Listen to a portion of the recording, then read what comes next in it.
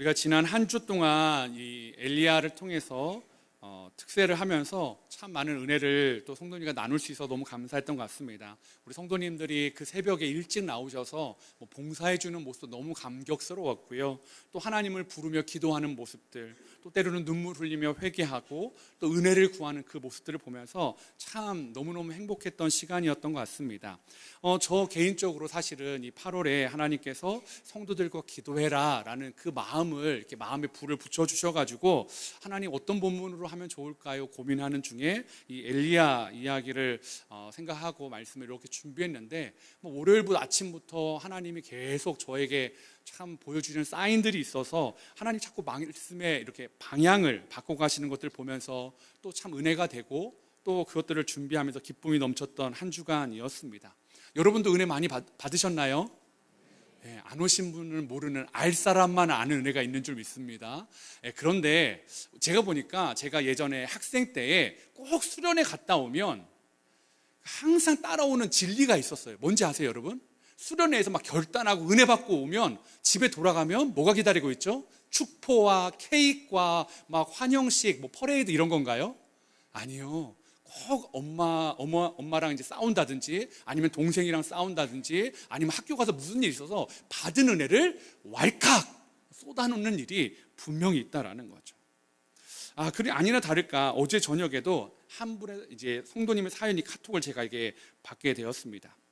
우리가 함께 기도했던 성도님 가정인데 사실은 우리 성도님의 어머니 그리고 또 시어머니께서 이렇게 투석을 받으시는 중에 여러 가지 어려움이 있어서 계속 반복됐어요. 좋아졌다, 나빠졌다, 좋아졌다, 나빠졌다를 반복하는 중에 최근에는 이제 이 심장박동기나 이런 부분들도 잘 이식이 되고 또 이렇게 투석 받는 이 카텐터에 있는 염증도 많이 사라져서 이제 고향에 내려갈 수 있게 되셨다라는 이야기를 듣고 이분이 참 은혜로 감사함으로 특세를 참여하셨거든요. 근데 어제 갑자기 이제 어머님이 투석을 받으러 고향에 저 이제 밑에 지방에서 투석을 받으러 왔는데 투석을 못 한다라는 거예요. 혈관이 막혀 있고 그 고름이 너무 많이 나와서 투석을 못 한다는 얘기를 듣고요. 이 투석을 하시는 분들 투석을 안 하게 되면 큰 위험에 빠지는 거 아닙니까? 급하게 서울로 다시 이 분당 쪽으로 이제 병원 원래 다니던 병원으로 대학병원으로 오시게 된 거죠. 근데 어제가 토요일이니까요. 병원에서 어떻게 담당 의사를 만날 수가 없잖아요. 응급실에서 그냥 기다리는 거예요. 근데 이 며느리 마음에 우리 어머니 이러다 죽겠다. 지금 투석을 못 받으면 몸이 굉장히 급격하게 나빠질 텐데 어떡하나 하면서 마음이 너무 무너지고 울음이 쏟아지는 겁니다. 마침 이제 제가 그 연락을 받자마자 바로 전화를 드렸어요. 그래서 집사님 어떤 상태입니까? 막 이야기를 하고 그럼 어머니 좀 바꿔주시라고 제가 기도라도 해드리겠다 하는데 갑자기 우당탕탕 소리가 나더니 목사님 잠깐만요. 그러면서 지금 누가 왔다라는 거예요. 그러면서 이야기를 해주신대요. 그럼 얼른 끊으시라고. 그리고 이제 한참 있다가 이제 다 대화를 하셨는데 저한테 다시 전화를 주면서 너무 다행이라고 지금 오늘 투석을 못하면 큰일 날 줄 알았는데 며칠 전에 바로 검사한 게 있는데 그 여러 가지 검사들이 너무 좋아서 이게 월요일까지 버틸 수 있겠다라는 거죠. 그러니까 입원하면 될 것 같다고 월요일 날 담당 주치의 올 때까지 버틸 수 있을 것 같다고 그러면서 항생제 쓰면서 염증 잡고 또 월요일 날은 이 카테터를 그럼 제거할까 말까 이 제거하는 것도 엄청난 어려운 일이니까 임시로 이렇게 또 투석할 수 있는 혈관을 찾는다든지 그렇게 해보자라는 말씀을 해주셨다는 거. 그러니까 여러분 얼마나 다행이에요. 이거 시어머니가 중내 산해하는 상황에서 좀 더 이제 이렇게 안정감을 확보하셨으니까요. 그래가지고 이분이 그러면서 그제 좀 진정하시면서 이런 말을 해주시는 거예요. 목사님, 제가 순장님한테도 얘기했는데요. 제가 특세를 이렇게 지나오지 않았으면 제 마음이 너무 무너졌을 텐데 제가 특세를 잘 지나와서 견딜 수 있었던 것 같아요. 여러분, 이분처럼 은혜 받고 결단하고 너무 행복하고 어머님도 잘 회복되고 그럴 줄 알고 갔는데 그날 아침에 문제가 터지는 게 우리 인생 아닙니까? 다행히 이분 같은 경우는 특세를 해서 견딜 수 있어서 다행이라고 했지만 여러분 알잖아요. 특세를 해도 기도를 해도 말씀을 읽어도 하나님을 붙잡아도 때로는 견디지 못하는 그런 어려움들이 우리 주변에 많이 있다는 거 말입니다. 그러면서 그럴 때 이런 생각 들지 않습니까? 은혜 받고도 넘어지면서 그 비참한 심정이요. 내가 은혜 받는 게 무슨 소용이야. 이렇게 또 넘어지는데 이렇게 죄 짓는데 이렇게 마음이 무너지는데 나는 이것밖에 안 돼 라는 그런 자책하는 마음이 저와 여러분들 한 번씩은 경험해 보지 않으셨어요? 저는 여러 번 경험했던 것 같아요. 특별히 학생 때 수련의 다음 날, 수련의 일주일 안에 반드시 이런 일이 있었어요. 혹시 오늘 그런 거 경험해 보신 분들 있으세요? 아침에 나오는데 가족들한테, 애한테 막 얘기하는데 빨리 가자, 엄마 특세해가지고 은혜 받아가지고 여기 하나님 앞에 약속한 게 있단 말이야, 늦지 않고 싶어, 빨리 가자 하는데 처음에는 그렇게 얘기했는데 좀 이따 야! 지금 뭐 하는 거야? 엄마가 아까부터 부탁했잖아. 아니면 아빠가 부탁했잖아, 뭐 이럴 수 있겠죠. 그런데 갑자기 그 뒤에서 막 조급한 마음에 나오는데 막 뒤에다 대고 들리는 소리가, 새벽 예배 그렇게 나가면 뭐해? 나한테 화내면서. 그래가지고 예배 가서 좋겠다? 그런 마음이 어때요? 너! 이게 아니라 그런 마음도 있지만 어떤 마음이에요? 마음이 무너지잖아요. 내가 왜 그랬을까? 내가 은혜 받았는데 하나님 너무 중요한, 또 얘한테 상처 줬구나, 가족에게 상처 줬다, 그러면서 막 자괴감 밀려올 때, 오늘 밀려오신 분 하나님이 위로해 주시길 바랍니다. 예, 아멘이 막 여기저기 나오네요. 예, 근데요 여러분, 그런 분들 오늘 엘리야를 보면서 위로받으시길 바랍니다. 왜냐하면 절대 넘어질 것 같지 않았잖아요. 엘리야 절대 넘어질 것 같지 않은 신앙의 대단한 사람 엘리야가 오늘 넘어집니다. 왜 엘리야의 무너짐의 이유가 뭘까? 그 첫 번째는요, 변하지 않는 현실에 대한 두려움과 부담감이 엘리야 안에 있었다라는 거죠. 여러분, 엘리야가 왜 대단하냐면 우리가 특세하면서 같이 나눴잖아요. 갈멜산에서 엘리야는 하늘에서 기도함으로 불을 내렸던 사람이에요. 그리고 나서 또 다음에는 기도함으로 3년 6개월의 가뭄을 해결할 수 있는 비를 내렸던 사람입니다. 그리고 바알 선지자 450명을 다 제거했던 믿음의 용사입니다. 그것뿐입니까? 아합의 마차 앞에서 이스라엘까지 달려오면서 막 그게 눈물인지 빗물인지 알 수 없는 감격에 막 열정으로, 감사함으로 할렐루야 하면서 달려왔던 사람, 이제 나는 쓰러지지 않을 거야, 이제 이 나라는 회복될 거야, 아합이 무릎을 꿇었어, 바알 선지자를 무찔렀어, 이제 이 나라에 비가 내렸어, 하나님이 진짜 신이야, 다 알 거야, 이 비가 누군지 내가 이스라엘로 달려가면 모든 사람들이 알겠지, 나의 달려가는 모습을 보고. 그런데 여러분 어때요? 결과는 생각과 다른 거예요. 다 가면 하나님이 진짜 신입니다 막 꽃가루 뿌리면서 할렐루야 퍼레이드 막 해줄 줄 알았는데 그게 아닌 거예요. 아합의 아내 이세벨이 이 이야기를 아합에게 들었어요. 근데 듣고, 그랬구나, 우리 남편 힘들었구나, 얼마나 무서웠을까, 이게 아니라 도끼 눈을 뜨면서 당신은 뭐 한 거예요? 막 이러면서 막 쏘아붙이잖아. 어떻게 그럴 수가 있어? 내가 지금 450명의 바알 선지자를 보내줬는데 다 죽을 동안 당신은 뭐 하고 있었어요? 무서웠어. 하늘에서 불이 내렸다니까. 비도 내렸어. 그거 어떻게 내가. 아니 그래도 말이야, 왕이라는 사람이 막 하니까요. 아니 그냥 약간 이런 분위기잖아요. 혹시 오늘 이런 분위기도 아침에 경험하신 분들 계세요?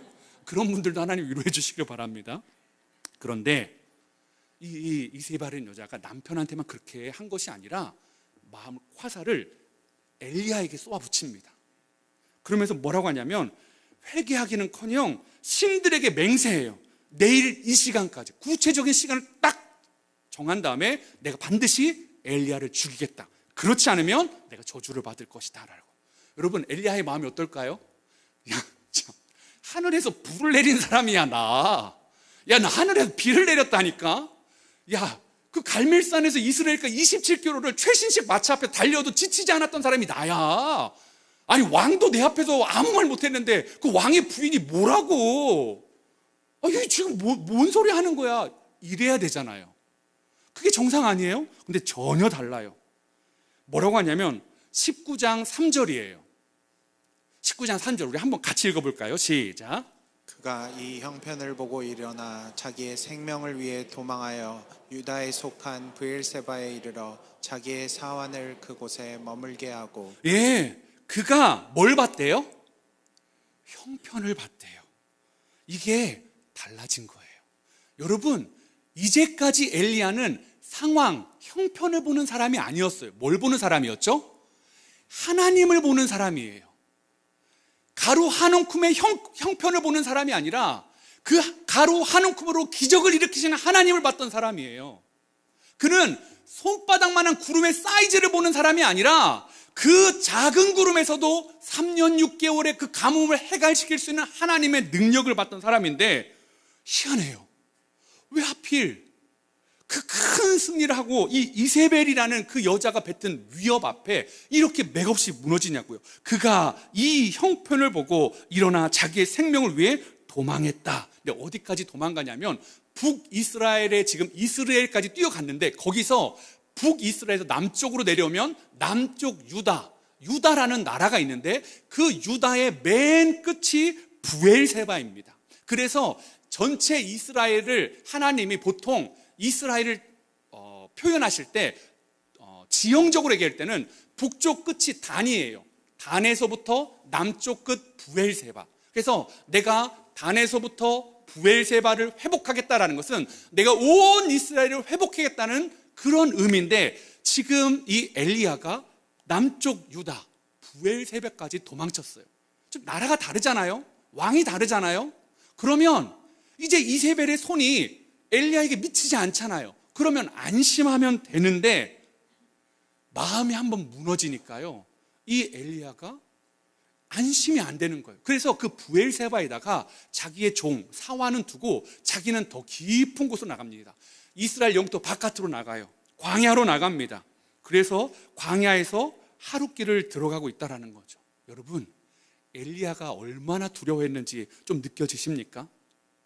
그 위대한 용사, 두려움을 모르는 것 같은 사람, 하나님께 시선을 고정했던 그가 여인의 한마디 앞에 속절없이 무너지면서 그 불안과 두려움이 엘리야를 흔들고 있어요. 그러면서 자기 비하, 자기 연민의 마음들이 막 쏟아져 들어옵니다. 4절에 그런 모습들이 잘 나와요. 4절에 보니까 자기 자신은 광야로 들어가 하룻길쯤 가서 한 로뎀 나무 아래에 앉아서 자기가 죽기를 원하여 이르되, 여호와여 넉넉하오니 지금 내 생명을 거두시옵소서. 지금 첫 번째 뭐라고 말했다고요? 생명 거둬달래요. 한마디로 나 죽여달라는 거예요. 두 번째, 나는 내 조상들보다 낫지 못하니이다 하고, 이 말은 좀 한번 살펴보고, 자, 죽고 싶다고 말하고 있어요. 여러분, 엘리야가 진짜 죽고 싶었을까요? 지금 엘리야가 왜 브엘세바까지 왔다가 광야로 들어왔어요? 뭐 하려고 들어왔죠? 살려고 도망쳤잖아요. 아까 자기 생명을 지키려고 이세벨 앞에서, 그래? 죽이려면 죽여. 나 바알 선지자 그거 할 때 무섭지 않았어. 하나님이 날 죽으면 죽으려는 마음으로 나는 아방 앞에서 섰고 갈멜산에서 섰고 나는 다 그렇게 했는데, 그래? 너도 그러대? 나도? 나 그러면 죽으면 죽으라는 마음으로 갈 거야, 이러면 될 텐데 아니에요. 엘리야는 살고 싶어서 도망쳤어요. 너무너무 살고 싶어서 도망쳤는데 하나님 앞에는 속이 없는 말을 하는 거예요. 죽여요! 죽고 싶어요! 여러분, 이 말은 진짜 죽고 싶은 말이 아니라 내 마음이 무너졌다라는 거예요. 하나님, 나 자괴감이 들어요. 하나님, 내 모습에, 이러한 내 모습에 환멸을 느껴요. 탄식하고 있는 그의 마음이다라는 거죠. 그래서 그냥 하나님, 나 같은 사람 선지자 할까? 내가 무슨 선지자예요? 그냥 하나님 그냥 끝내주세요. 하나님 그냥 알아서 해주세요라는 그의 간절한 탄원이요.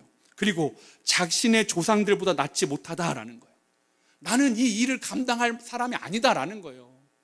하나님, 나는 이세벨을 이길 수 없어요. 이 나라를 하나님께 돌리기에는 나는 턱없이 부족하다라는 거예요. 그래서 자신의 조상들보다 낫지 못하라는 거예요. 아브라함보다 낫지 못하고 이삭보다 낫지 못하고 다른 어떤 선지자보다 나는 낫지 못하니까, 하나님 나는 안 되니까 다른 사람 세워주세요. 하나님, 나한테 너무 많은 걸 지금 요구하고 계신 거예요. 하나님, 나 짐이 너무 무거워요. 난 이걸 감당할 어떤 그런 깜냥이 안 돼요. 하나님, 저는 그런 사람이 아닙니다 하면서 막 이야기하고 있는 거죠.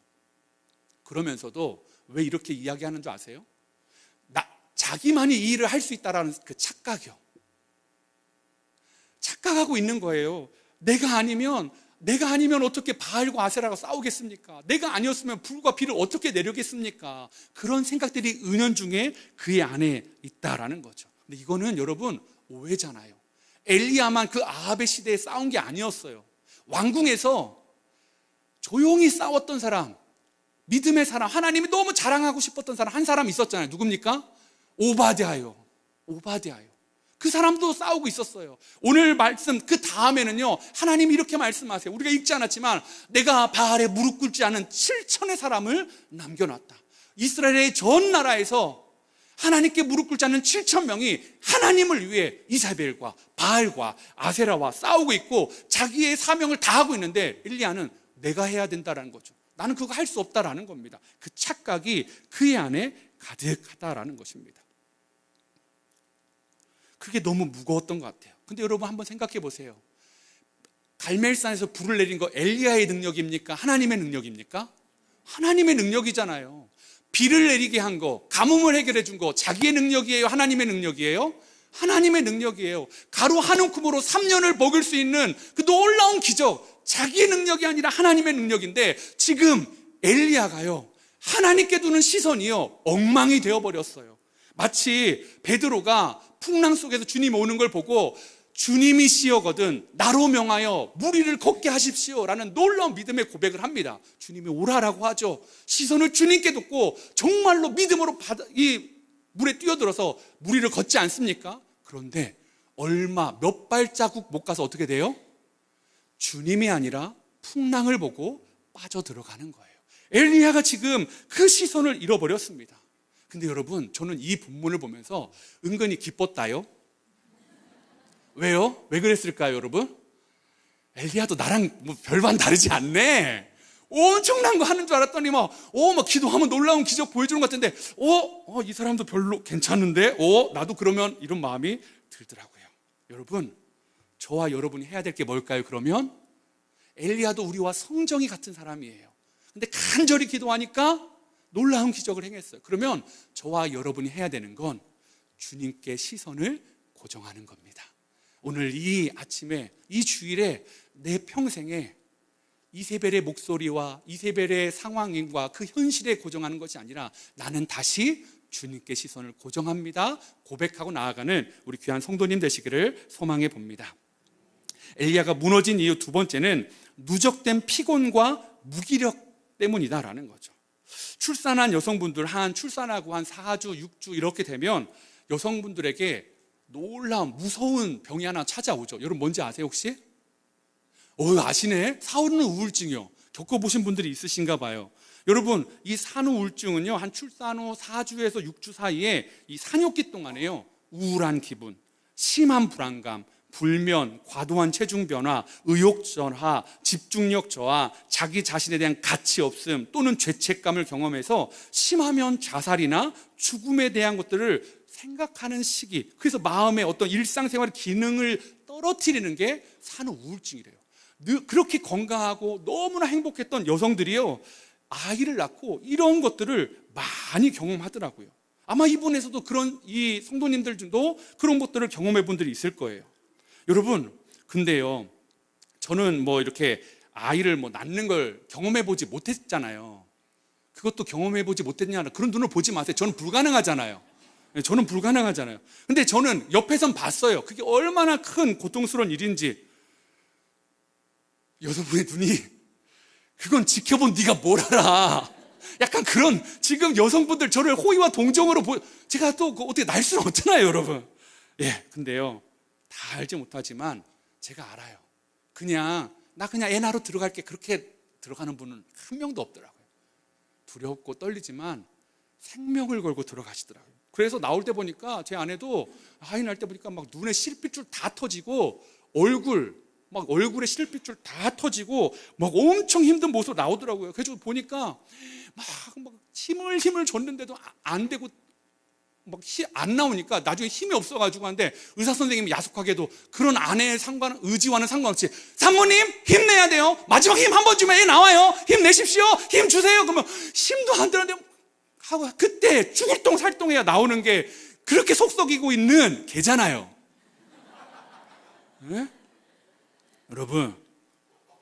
여러분 얼마나 축복이에요. 그런 애씀과 수고를 해서 아이를 안았을 때 그 눈물의 감격이요. 저는 그 탯줄 자를 때 울었다니까요, 여러분.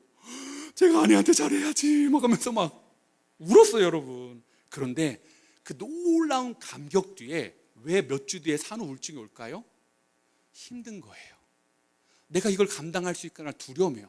남들은 애가 막 뭐 100일의 기적을 경험하는데 우리 애는 100일의 기적이 뭐야? 늘 울어. 늘 앉아. 1시간마다 깨. 뭐 맨날 울고. 그러면 막 남편이라는 사람은 좀 같이 양육을 도와주면 좋은데 왜 애가 꼼지락거리 울 때마다 남편은 못 듣는 거예요, 여러분?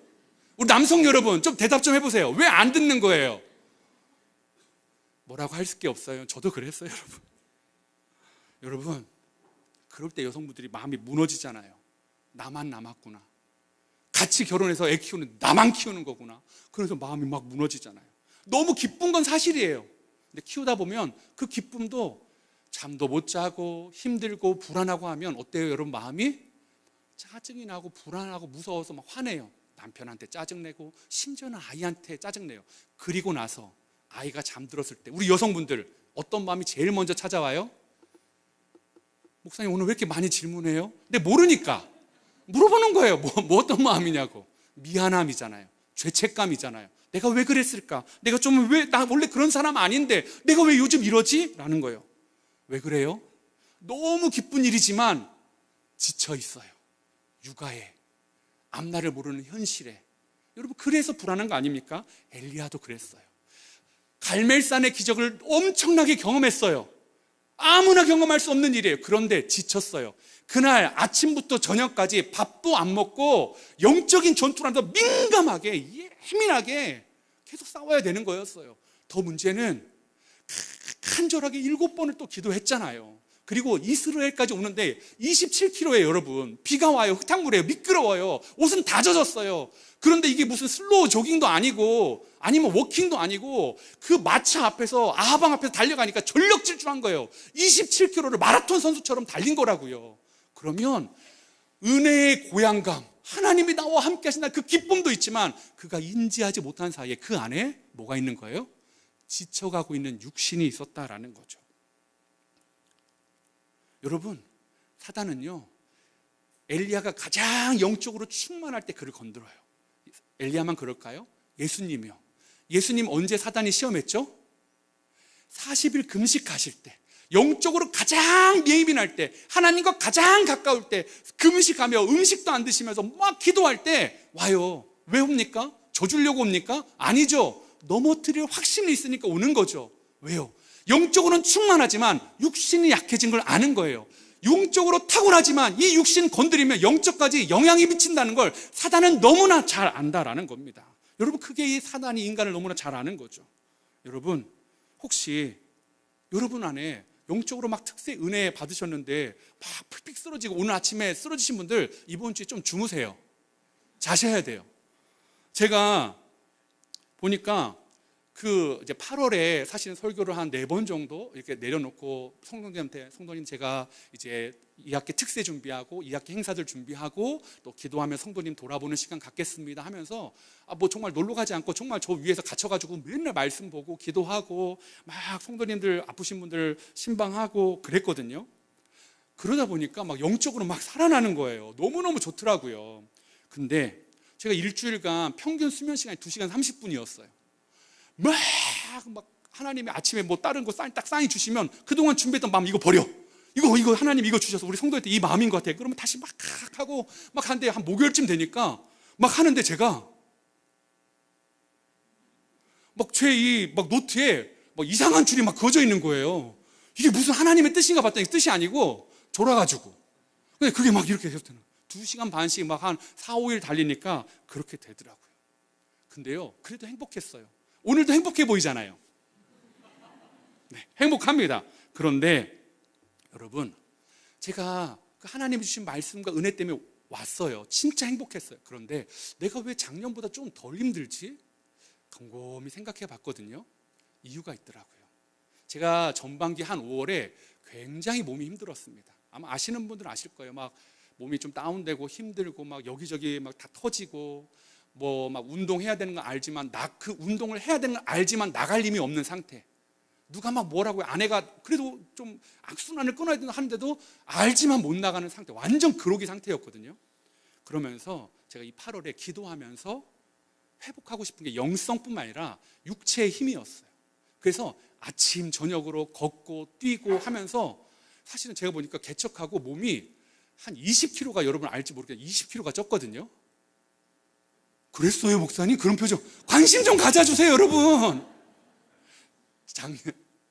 너무 관심 감사해요, 사실은. 예. 지난해보다도 거의 한 10kg 가까이 쪘더라고요. 그러니까 몸이 너무 무겁고 힘들더라고요. 그래서 설교를 내려놓은 김에 말씀도 준비하지만 영적으로 준비하면 막 뛰는데 제가 한 달 사이에 한 7kg를 뺐거든요. 1층에서 그전에 3층 올라가는데 너무 힘든 거예요. 근데 이제는 2칸씩 막 다시 뛰어 올라갑니다. 물론 더 아직 가야 될 길이 먼데요. 여러분, 우리 성도님들 이거 꼭 기억하셔야 됩니다. 영적인 거 사단도요 영적인 거 추구하라고 해요. 그래서 뭐라고 한 줄 아세요? 육적인 건 돌보지 말라고요. 육적인 건 속된 생각 왜 자꾸 갖냐고 얘기합니다. 그런데 하나님은 그렇게 말하지 않아요. 하나님은 우리에게 네 영혼이 잘된 같이 범사에 잘 되길 원하신대요. 하나님은요 우리의 몸을 향해 거룩한 성전이라고 말씀하신다라는 거죠. 한 주간 너무 피곤하게 달려오셨던 분들 그만 짜증내시고 쉬세요. 내가 기도했는데 응답받았는데 왜 이렇게 짜증이 나지? 잠을 좀 주무세요. 그러면 놀랍도록 회복하신 하나님의 은혜를 보게 될 것입니다. 여러분, 마음도 중요하지만 몸도 중요합니다. 엘리야가 많이 지쳤어요. 지금 하나님은요 그 마음을 치유하길 원하세요. 그러면서 우리가 일어설 수 있는 이유 첫 번째는 뭐냐? 하나님의 세심하고 따뜻한 사랑이 있다라는 것입니다. 지쳤잖아요. 마음 무너졌잖아요. 육신의 균형들 밸런스가 다 깨졌잖아요. 그래서 광야까지 도망와가지고 그가 어떻게 했냐 보면 5절입니다. 한번 같이 읽어볼까요? 시작. 로뎀나무 아래에 누워 자더니 천사가 그를 어루만지며 그에게 이르되 일어나서 먹으라 하는지라. 예, 위치도 알 수 없는 로뎀나무 아래에서 쓰러져 버렸어요. 그런데 여러분, 하나님이 누굴 보내셨어요? 천사요. 여러분 근데 기억나세요? 천사를 보내서 하나님이 그에게 일어나 먹으라 한대요. 구운 떡을 보내주시는 거예요. 그런데 우리가 특세 때 봤잖아요. 그리시네가에서는 하나님이 엘리야를 먹이려고 뭘 보내주셨죠? 까마귀요. 그럼 까마귀 보내주면 되잖아요. 까마귀 오면 지난번에 그리시네가에서 하나님 날 먹이셨지, 그때 날 도우셨지, 지금도 그렇구나라는 확신이 생길 텐데 왜 하나님이 지금은 까마귀가 아니라 천사냐고요. 1번, 모든 까마귀들이 지금 다 쓰러져 있는 사람한테 음식 배달하고 배달할 인력이 없어서. 2번, 천사가 특별히 필요해서. 몇 번입니까 여러분? 2번이죠. 천사가 필요한 거예요. 왜요? 엘리야의 상태가요 그냥 까마귀가 놓고 가면 먹을 힘이 없는 거예요. 까마귀가 까까 와가지고 툭 떨어지면 이런 상태예요. 지금은 천사가 와야 돼요. 그래서 뭐라고 하냐면 그를 어루만지며. 까마귀는요 어루만질 수가 없어요. 지금 하나님은요 엘리야의 상태를 정확히 보시는 거예요. 너 지금 사랑의 스킨십이 필요하구나. 까마귀가 툭 던져놓은 것만으로 예전에는 나의 사랑을 느꼈는데 지금은 천사가 가서 너의 등을 쓰다듬고 일어나서 먹으라라고 말해주는 그 구체적인 표현이 필요하구나. 그런데도요 힘이 없으니까 또 쓰러져 있어요. 7절에 그럼 또 말합니다. 또다시 어루만지시고 일어나 먹으라 하시면서 엘리야에게 네가 키를 다 가지 못하고 쓰러질까 한다라는 그 걱정이요. 여러분 이게요 천지를 지으신 하나님이 한 명 마음 너무 무너졌다고 와가지고 해주시는 말씀이에요. 너 괜찮아? 너 괜찮은 거야? 너 지금 밥 먹을 힘도 없는 거야? 또 가야 되는데, 일어나야 되는데. 여러분 하나님이요 그렇게 자상하세요. 그냥 쓰러졌다고 너 이놈의 자식, 내가 그 이길 때 그 기적 보여줬는데, 불 내려줬는데, 비 내려줬는데 그 은혜 다 어디 갔어? 네 믿음이 이런 거야? 너 나 못 믿어? 실망이다. 너 내가 말이야 그렇게 했는데 너 이러고도 나의 선지자라고 할 수 있어? 너 이러면 안 돼. 너 지금 셋 동안 빨리 일어나. 밥 먹어야지. 하나, 둘, 셋. 혹시 오늘 아침에 이렇게 하고 셋 동안 빨리 나와 뭐 이러신 분들 하나님의 위로가 있기를 바랍니다. 여러분 하나님이 그러지 않으세요. 하나님이요 엘리야를 너무 아셔서 세심하고 따뜻하게 그를 일으켜 세워주십니다. 오늘날 교회에 여러분 얼마나 마음이 아픈 분들이 많아요. 우울증, 탈진, 공황장애, 여러 정신적 어려움들이 참 많이 있습니다.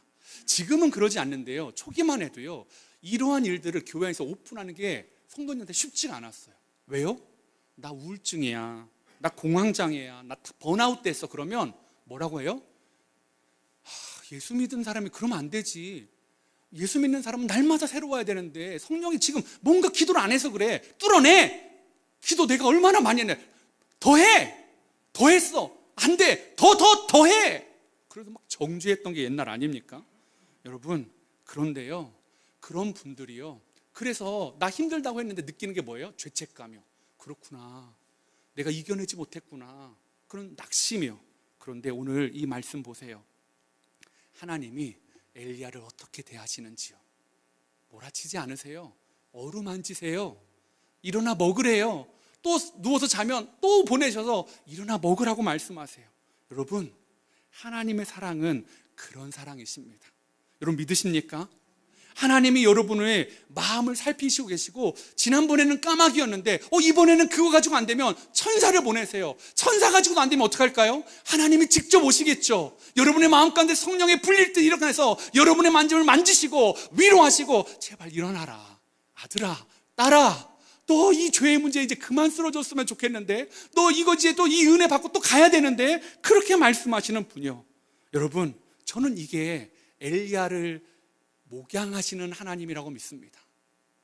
그냥 비전만 주고 막 싸우고 이겨라, 전투적이 아니라 엘리야를 돌보시는 하나님이요.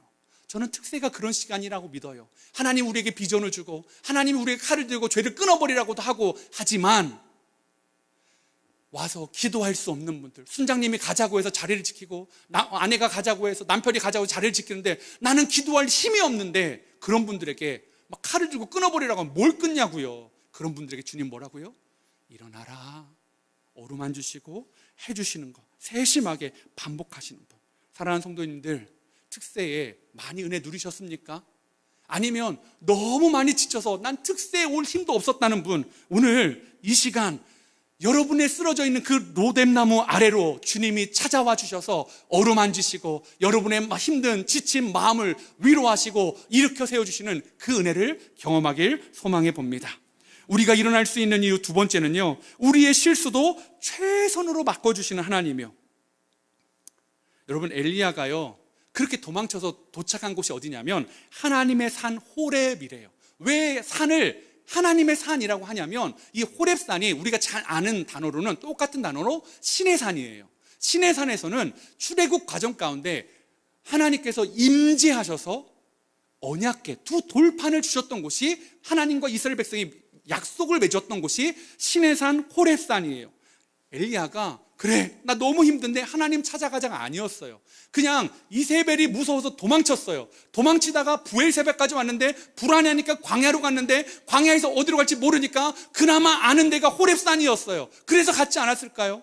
그런데 그 불안하고 도망쳤던 그 호렙산이요, 패배의 상징 호렙산이요, 지침의 상징 호렙산이요. 그런데 하나님은요 그 호렙산을요 은혜의 산으로 다시 바꿔주신다라는 것입니다.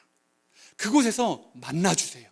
그곳에서 치유해주세요. 그곳에서 회복시켜주세요. 사랑하는 성도 여러분, 여러분에게는 두 산이 있다면 어떤 산에 서고 싶으십니까? 하나는 불이 내리고 비가 내리고 기적이 있고 놀라운 은혜를 경험하는 갈멜산이 있어요. 하나는 신앙에서 패배하고 지고 넘어지고 마음 무너지고 우울하고 불안하고 힘들어서 도망치는 호렙산이 있어요. 여러분에게는 갈멜산에 살고 싶습니까? 호렙산에 살고 싶으십니까? 저는 압도적으로 갈멜산이요. 저는 막 기도하면 성도님을 나았다는 얘기만 듣고 싶어요. 목사님 기도해도 안 나아요. 그러면서 그러면 나는 이거밖에 안 돼. 그럼 호렙산 들어가야 되잖아요. 난 이거밖에 안 돼. 막 기도하면 불 내리고 비 내리고 막 기적 일어나고 교회가 막 부흥하고 막 그랬으면 좋겠어요. 그런데 여러분 아시죠?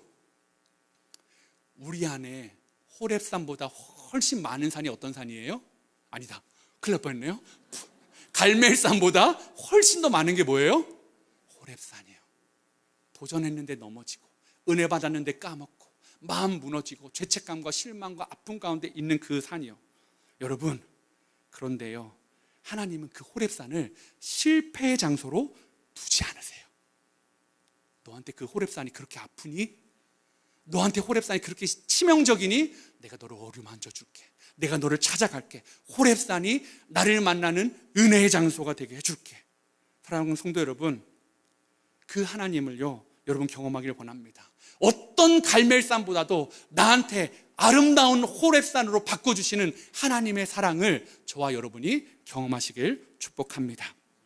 제가 오늘 제목이 나는 일어섭니다 라는 제목이에요. 오늘 말씀에 보면 어루만지며 일어나서 먹으라, 또 어루만지시며 이르되 일어나 먹으라. 이 일어나라는 말이 제 안에 막 하나님이 막 재촉하고 막 빨리 일어나 이게 아니라 일어날 수 있어? 너 일어날 수 있어? 먹이시고 또 이거 먹었는데 힘이 좀 나니? 라는 그 마음이에요. 그래서 제가 나는 일어섭니다 라는 이 제목을 지었는데 사실은 이게 찬양의 제목입니다. 이게 제가 이전 교회에 같이 사역했던 이동선 목사님이라는 분이 만든 곡이거든요. 근데 피아워십 대표이기도 합니다. 찬양 인도자인데요. 이 분이 사실은 뭐 피아워십 하면 지금 제가 한 8월에 올해 8월에 그 피아워십 가서 예배드리고 어떤가 보러 갔을 때 제가 갔을 때 그 한 2,000석 넘는 본당이 꽉 차 있더라고요. 너무너무 잘 되고 있거든요. 그런데 이분이 2년 전에 23년 9월 4일에 이 수술을 하셨거든요. 이 무릎에 이제 이 십자인대가 한 3번 끊어졌는데 그날 4번 끊어져가지고 수술을 했는데 이제 이게 십자인대가 끊어지니까 병원에서는 베개도 베지 못하고 한 듯이 누워 있어야 된다는 거예요. 가만히 있었는데 하루를 그래야 된다는데 그렇게 했는데 새벽 6시에 너무 화장실에 가고 싶으니까 하루가 거의 가까이 됐는데 일어나도 될까 했더니 그러면 일어나시라고 해서 화장실을 갔는데 그만 기절을 해버린 거예요. 쓰러졌는데 머리부터 떨어졌네요. 한참 젊은 이 목사님이, 근데 거기는 정형외과잖아요. 머리를 찍을 수 있는 게 없어서 겨우 수소문해가지고 인근에 있는 병원에서 찍었는데 뇌출혈 5군데. 그러면 이거 안 된다고, 죽는다고 상급병원 또 서울에 있는 큰 병원으로 보냈어요. 그게 6시부터 병원에 도착한 4시까지 일이에요. 여러분 10시간이에요. 그 골든타임을 한참 지났어요. 뇌압을 낮추고 약을 투여하는 거 다 놓쳤어요. 그래서 이분이 다 죽는다, 깨어나도 장애고 못 깨어나고 이대로 죽는다 그랬어요. 근데 이틀 만에 깨어났어요. 그런데 이분이 잃어버린 게 있어요. 후각, 미각, 왼쪽 귀의 청력. 찬양 인도자거든요. 안 들리는 거예요, 한쪽이. 아이들이랑 야 우리 맛있는 거 먹으러 가자 했는데 먹었는데 맛을 못 느껴. 먹고 눈물이 나더래요. 아빠 왜 울어? 아니야 먹어. 막 우시는 거예요. 그런데 참 그 마음을 이렇게 다스리고, 왜 하나님 납니까?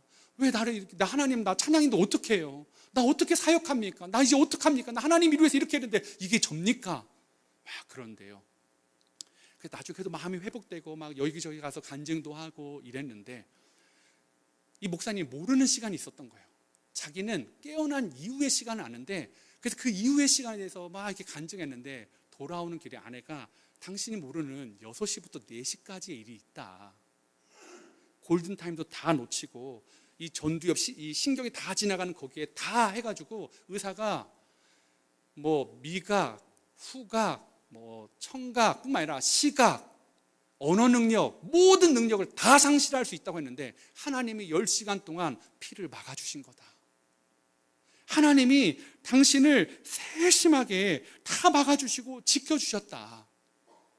그러면서 이분이 이 곡을 쓴 거예요. 하나님, 내가 일어서겠습니다. 가사가 이래요.